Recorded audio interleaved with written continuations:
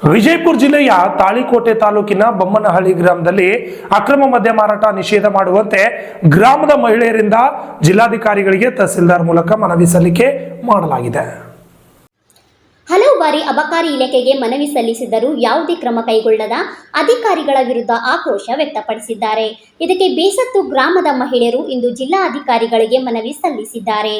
ಗ್ರಾಮದಲ್ಲಿ ಅಕ್ರಮ ಮದ್ಯ ಮಾರಾಟ ಮಾಡುತ್ತಿದ್ದು, ಇದರಿಂದಾಗಿ ಗ್ರಾಮದಲ್ಲಿ ಜನರಲ್ಲಿ ಸಂಸಾರದಲ್ಲಿ ಪ್ರತಿನಿತ್ಯ ಜಗಳಗಳು ಉಂಟಾಗುತ್ತಿವೆ ಮತ್ತು ಬೆಳಗ್ಗೆಯಿಂದಲೇ ಸರಾಯಿ ಪ್ರಾರಂಭವಾಗುವುದರಿಂದ ಬಡ ಕುಟುಂಬಗಳ ಬೀದಿ ಪಾಲಾಗುತ್ತಿವೆ.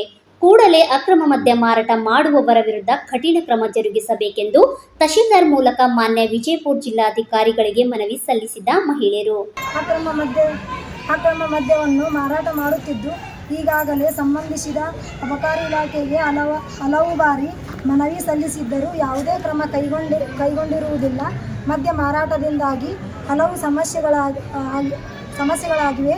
ಸಣ್ಣ ಪುಟ್ಟ ಜಗಳಗಳು ಆಗುತ್ತಿವೆ ಮತ್ತು ಬೆಳಗ್ಗೆಯಿಂದಲೇ ಸರಾಯಿ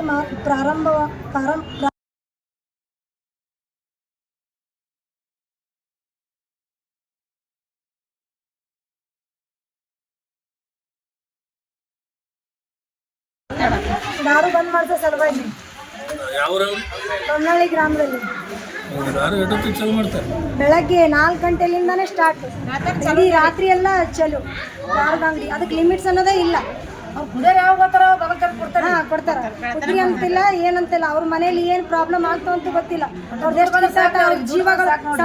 ಜೀವಗಳು ಹೋಗ್ತಾವ ಅನ್ನೋದು ಕಬೂರ್ ಇರಲ್ಲ. ಮಾರಾಟ ಮಾಡೋರಿಗಂತೂ ಅಷ್ಟೊಂದು ಇದಾಗಿಬಿಟ್ಟಿದೆ. ಈಗ ಮೊದಲು ಏನಾರ ಯಾರಿಗಾರು ಭೇಟಿಯಾಗಿ ಹೇಳಿರಿ? ಈಗೊಮ್ಮೆ ನಾವು ಅಬಕಾರಿ ಇಲಾಖೆಗೆ ಹೋಗಿ ಭೇಟಿ ಕೊಟ್ಟಿದ್ದು ಆಯಿತು. ತಾಳಿಕೋಟೆಯಲ್ಲಿ ತಹಸೀಲ್ದಾರ್ ಆಫೀಸಿಗೆ ಲೆಟರ್ ಮಾಡಿದ್ದೇ ಆಯಿತು. ಬಟ್ ಇದುವರೆಗೂ ಯಾರು ಬಂದು ಇದುವರೆಗೂ ಯಾವುದೂ ಕ್ರಮವನ್ನು ಕೈಗೊಂಡಿಲ್ಲ.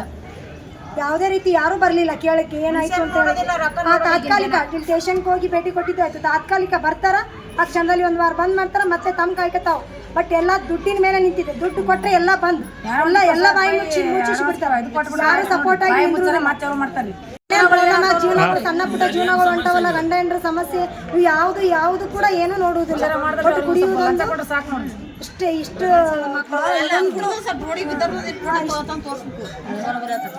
ಇದರಿಂದ ತುಂಬ ಸಮಸ್ಯೆ ಆಗ್ತಿದೆ.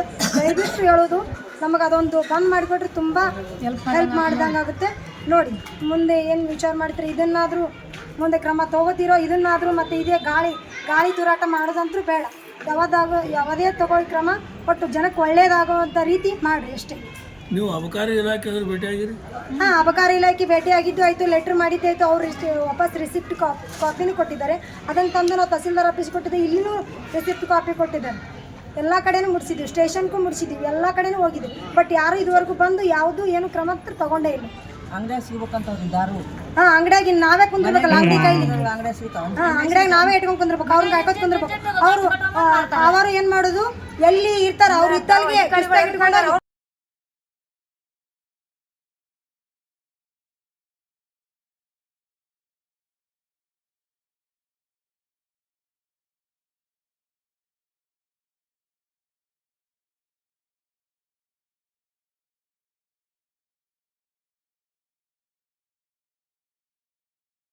ಈ ಸಂದರ್ಭದಲ್ಲಿ ಉಪಸ್ಥಿತರಿದ್ದ ಪದ್ಮಾವತಿ, ಲಕ್ಷ್ಮೀಬಾಯಿ, ಮಲ್ಲಮ್ಮ, ಜಯಶ್ರೀ, ಬಸಮ್ಮ ಸೇರಿದಂತೆ ಹಲವು ಮಹಿಳೆಯರು, ಗ್ರಾಮಸ್ಥರು ಹಾಗೂ ಉಪಸ್ಥಿತರಿದ್ದರು. Laxman Kalal, RG32 news Kannada, Vijayapura.